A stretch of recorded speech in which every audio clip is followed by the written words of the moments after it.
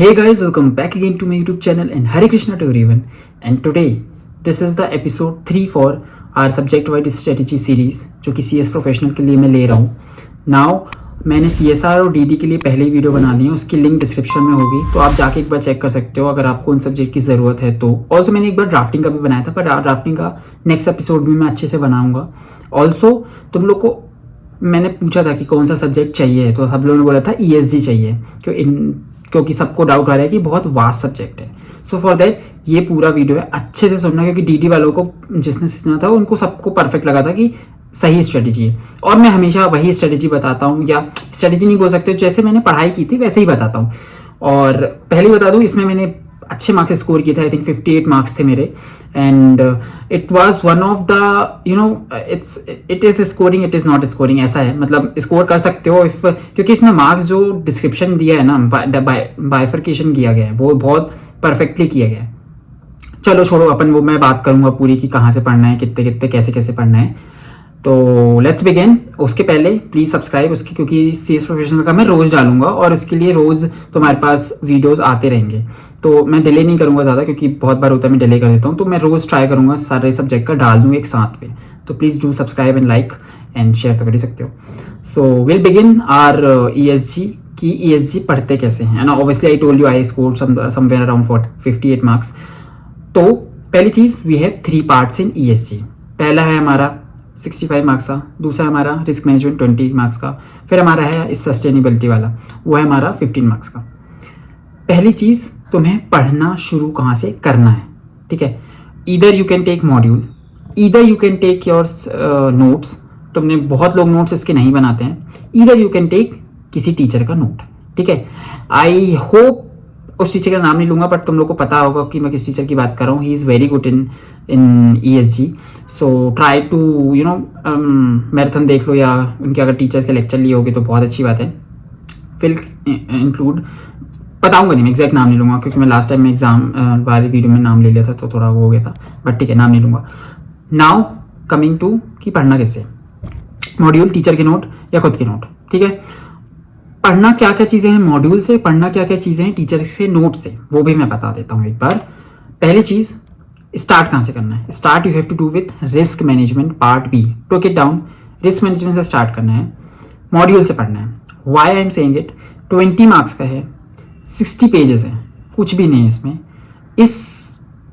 इसको भी, और आई थिंक जो एथिक्स और सस्टेनेबिलिटी वाला है वो भी 15 मार्क्स का है, वो भी 60 पेजेस का है. सो इन दोनों को इंक्लूड करोगे ना, तो there are 120 pages in our module and you are scoring how much, 35 marks.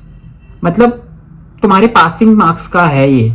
और इस 35 मार्क्स से अगर तुम 25 भी स्कोर कर पा रहे हो, that is more than enough. क्योंकि वहाँ से 25 मार्क्स आ गए तो 50 नंबर तुम्हारे यहीं हो गए.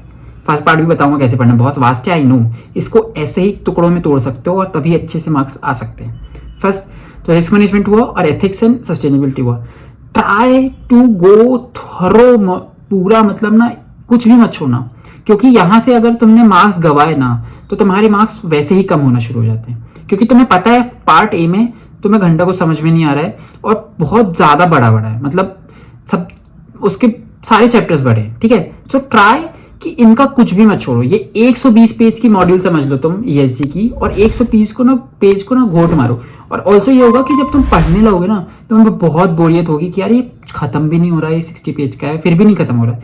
इसीलिए बोल रहा हूँ कि एक बार ESG में ग्रिप बनाने के लिए और अच्छे मार्क्स स्कोर पाने के लिए और कॉन्फिडेंस लेने के लिए ये पार्ट तुम्हें पढ़ना पड़ेगा, ठीक है. ये पार्ट पढ़े मॉड्यूल से. ऑल्सो इसकी जो राइटिंग प्रैक्टिस है अच्छे से कर लो.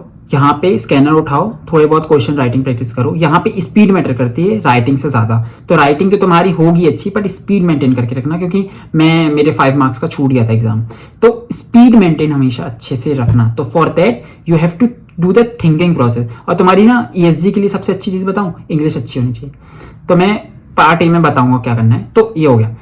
Now coming to part A. Part A में तुम्हारे पास अप्रॉक्सीमेटली पूरी बुक ही पार्ट A में भर गई है. 630 पेजेस हैं, कितने 12-13 जितने भी आई थिंक चैप्टर्स हैं. उसमें से जो मोस्ट इंपॉर्टेंट है, बोर्ड कमिटी, बोर्ड इफेक्टिवनेस, बीच के 3-4 जो चैप्टर है ना वहाँ के, वो मोस्ट इंपॉर्टेंट है. RPT वाला पता है फर्स्ट पार्ट से कहाँ से क्वेश्चन आता है, वो जो US की guideline, Japanese, Italian code, governance, कुछ भी नहीं. तुम्हारे वो प्रोविजन बेस्ड ही क्वेश्चन पूछ लेते हैं, ऑडिट कमिटी, आरपीटी, ठीक है, इंडिपेंडेंट डायरेक्टर, तो ये सब प्रोविजन बेस्ड है। तो तुम वो मत सोचो कि वो 6 सब्जेक्ट जितना भी 600 पेज की मॉड्यूल है वो पढ़नी है। You have to read topic. यहाँ सबसे अच्छी चीज़ ये है कि टॉपिक पढ़ो, तुमको ऑडिट कमिटी सारी कमिटीज आनी चाहिए, सारी रिलेटेड पार्टी ट्रांजैक्शन पता होने चाहिए, इंडिपेंडेंट डायरेक्टर के बारे में पता होना चाहिए।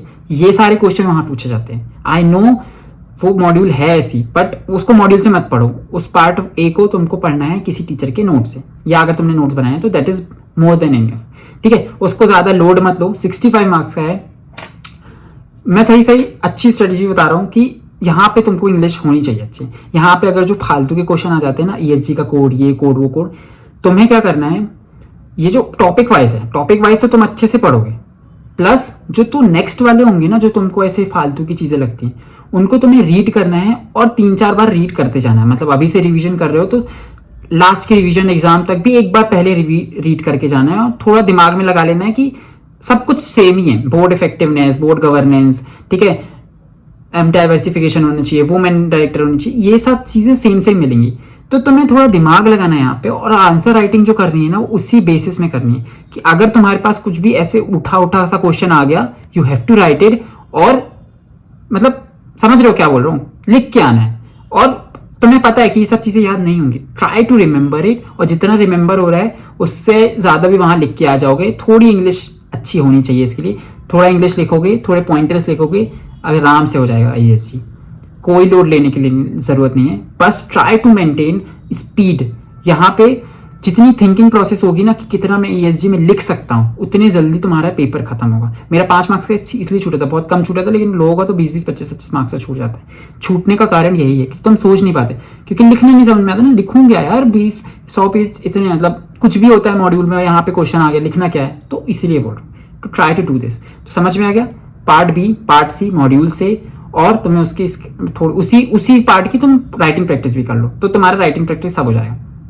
ऑल्सो पार्ट ए में ज़्यादा लोड, आई नो 65 मार्क्स है, पर लोड ऐसे लेना है कि वो 65 स्ट्रेटेजिकली पढ़ना है, तो वो 3 चैप्टर तो तुम्हें अच्छे से पढ़ने हैं, उसके अलावा तुम्हें टॉपिक वाइज पढ़ना है, RPT कमिटी ऐसे, ठीक है।